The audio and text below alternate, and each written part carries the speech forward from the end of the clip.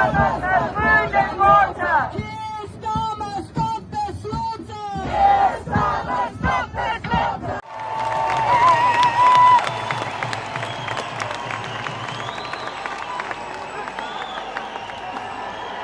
Die and live again. I wish to die after the last stand. Where should the This is my final message. We are going to be here, week in, week out, month in, month out. As long as it takes, we will not ever walk away from the people of Palestine. Thank you. The message to the US government is that you are complicit in acts of genocide by the Israeli forces using your weapons to bomb civilians all over Gaza, southern Lebanon, and even in Beirut itself. And so, in your hands lies the future. In your hands lies the ability to stop this war. Act on it.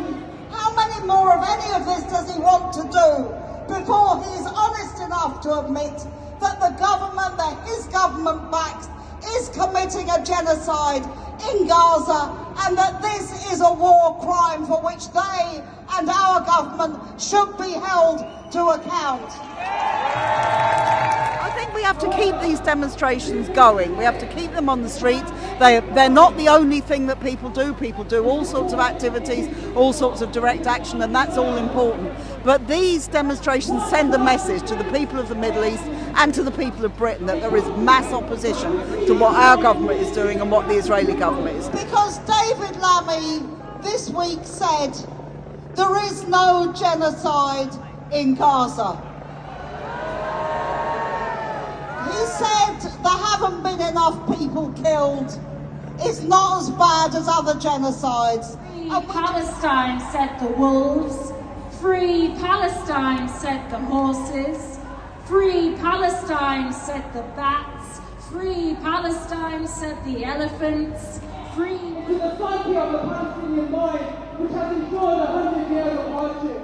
Of little Mohammed with Down syndrome being mauled to death by the Israeli army dogs. And whilst being mauled, he screams and he shouts and he pleads and he begs and he says, "Stop Habibi! Stop Habibi! Stop Habibi!" It's extremely important. The people must keep the pressure on. They must continue to keep the pressure on. The demonstrations are a key to the government understanding what kind of pressure they're under. These demonstrations need to double, they need to triple, and they need to continue until the genocide stops. To the American embassy, to the British government, my message to the entire world is the world must wake up and check if it's got a beating pulse. People in Gaza are dying, are being massacred on a daily basis, and the world hasn't even come to a halt to hear their cries or do anything about it. We must do whatever's in our power to stop the genocide taking place and continuing to take place in Gaza. Will not make any difference to the people of Gaza and the people of the Middle East, because Trump is a dangerous monster. But Biden and Harris have also been backing Netanyahu for the last year and a bit, every step along the line.